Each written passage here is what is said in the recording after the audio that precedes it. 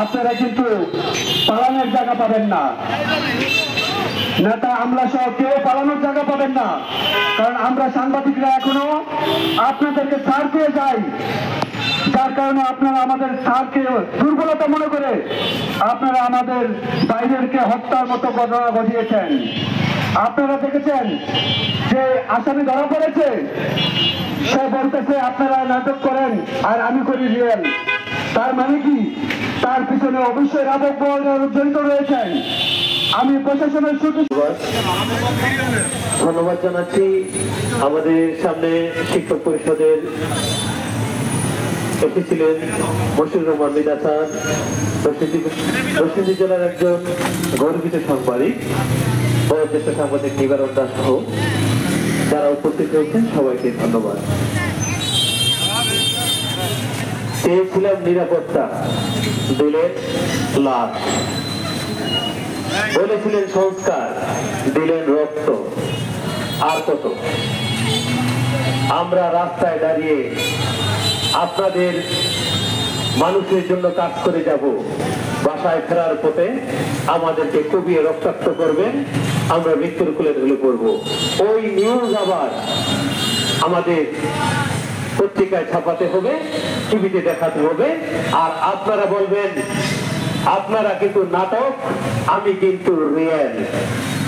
ধিক্কার জানাই, বলার ভাষা নেই, প্রতিবাদ জানাই। কিন্তু আজকের এই মানববন্ধন থেকে আপনাদেরকে হুঁশিয়ার করে দিতে চাই, সবকিছু কিন্তু একটা শেষ আছে। আমরা বিভিন্ন অপরাধের চিত্র আপনাদের দেখাই, এতে যদি আমাদের অপরাধ হয় তাহলে আমরা বলবো আপনারা অপরাধ করা ছেড়ে দেন, আমরা দেখাবো না। একটু আগে এই মানববন্ধনে দাঁড়িয়ে আমাদের নরসিংদী জেলার বয়োজ্যেষ্ঠ সাংবাদিক, আজকে আমাদের নরসিংদী জেলার সর্বশ্রেষ্ঠ সাংবাদিক এই নিবারণ দ্বারা মানববন্ধন আরেকটা হতো। আর আমরা এইখানে লিখেই যাব, আপনাদের অপরাধের যতক্ষণ পর্যন্ত শেষটা হবে ততক্ষণ পর্যন্ত আমরা লিখে যাব।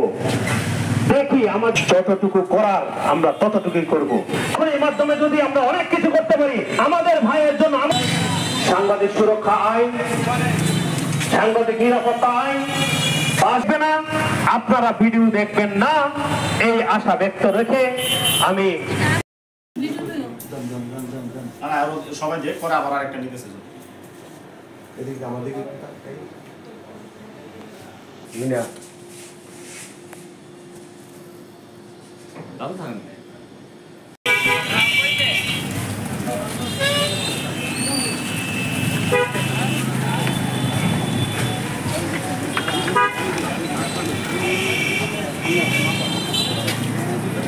দেখতেছেন কিছু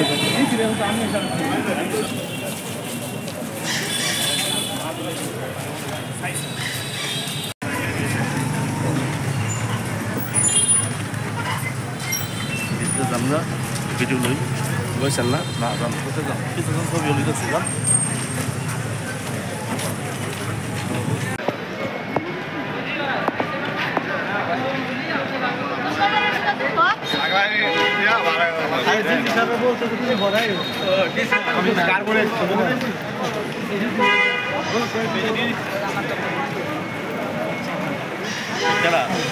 আর